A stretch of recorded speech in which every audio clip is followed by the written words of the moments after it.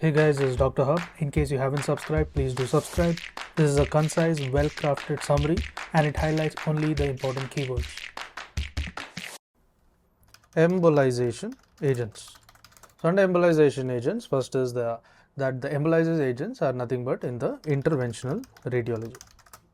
So they are present in interventional radiology and for including the AV malformations or the true blood vessels.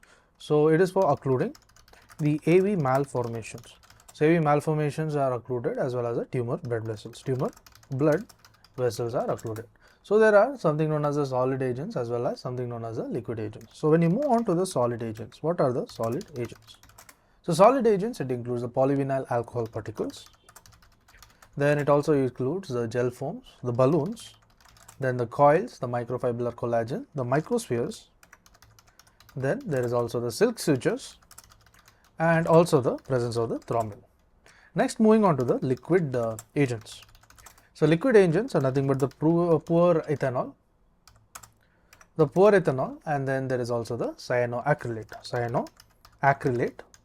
Then there is onyx, there is polyvinyl acetate, polyvinyl acetate. Then comes the cellulose acetate. This is the polymer. Hypertonic glucose, the barium sulfate. Then comes the silicon as well as the sclerosing agents. The sclerosing agents, it can include the sodium tetradecyl sulfate, the sodium morphoate, as well as the polydocanol. To learn and grow daily like this, please do subscribe.